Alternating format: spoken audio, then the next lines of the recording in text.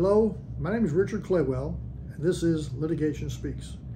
This is another episode on what I see business valuation experts do that does not follow the treatises, the literature that's out there, or generally accepted valuation practices. What I want to talk about today is a report that I received a couple weeks ago. This was prepared by one of the large international CPA firms that do business valuations.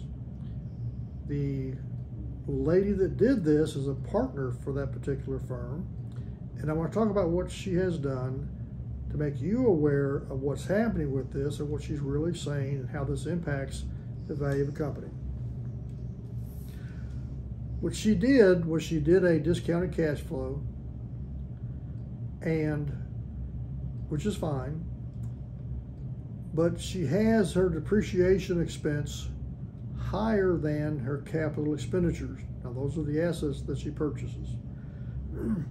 Whether you do a capitalization of cash flow, capitalization of earnings, or discounted cash flow, what you wind up doing is saying that these numbers are going to continue into the future, into perpetuity. And within our community, perpetuity is an awfully long time. It's actually forever. So therein lies the rub on the way that she has handled this. What's happened is she has taken her depreciation expense and made that $10,000. She has taken the capital expenditures or asset purchases to be $8,000. And she said that's going to continue on into perpetuity.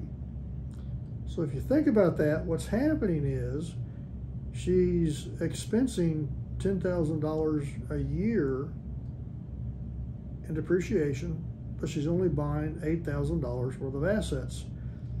So it doesn't take long before you've depreciated all the assets.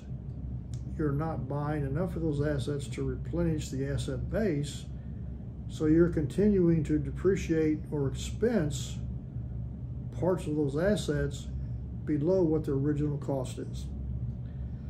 So that's an error. That's a huge error. What winds up happening is, and I've got a table in the YouTube and on my blog that's on the internet that kind of shows you what's happening with that. We have a thing that's called a terminal year, and the terminal year is after you've made all the projections that you're going to do, and you say, this is going to happen into perpetuity, forever and ever and ever. That's called a terminal year. What I've done is I've taken that terminal year calculation that she has and showed $10,000 for the depreciation expense.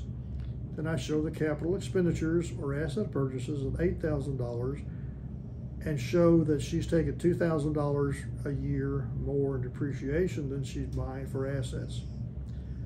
I extended this out for a 10-year time period. And again, this should go out forever. It's into perpetuity. So what's happening is over a 10-year period, she's taken a depreciation expense of $100,000.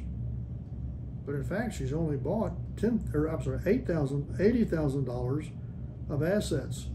So she's depreciating more than what she's actually buying. And so again, you wind up depreciating assets that don't exist. The impact of that is that all of the numbers that rely upon either the depreciation expense or the capital expenditures, because that relationship is invalid, then the numbers that are dependent upon that particular relationship are not going to be correct. So, excuse me. So when you do your capitalization or your discounting process, again, all the numbers that rely upon that are going to be invalid numbers. So that means the conclusion or the opinion of value provided is not going to be correct. This is not a fairly common error. Typically, I see where people will stop their depreciation expense and their capital expenditures in the terminal year being the same, and talked about that previously. This is a little bit different, but this is still incorrect on the way that's handled.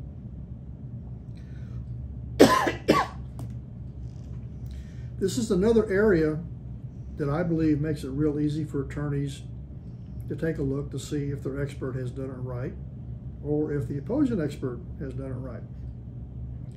If you go over to your terminal value column, if you're using discounted cash flow, you look at what the depreciation expense is. Compare that depreciation expense to the capital expenditures. If that depreciation expense is larger in that terminal year than the capital expenditures, the calculation is going to be incorrect. And this would be a good area to attack someone on at trial. You may or may not want to bring this up in deposition, depends on your strategy, but this is something that is incorrect. So I welcome and encourage any comments or feedback that you might have on this particular series or any prior series. And if you're benefiting from this, I would request that you recommend this to your friends and your associates. Have them subscribe. Let us know that they'd like to see this, and we keep everybody informed of what's going on.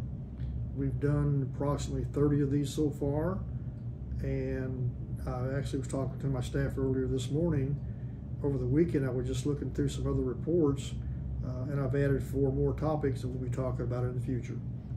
So thank you for tuning in. I appreciate it, and we'll keep you informed of what the valuation experts are doing that they probably should not be doing. Thank you for your time. Appreciate it.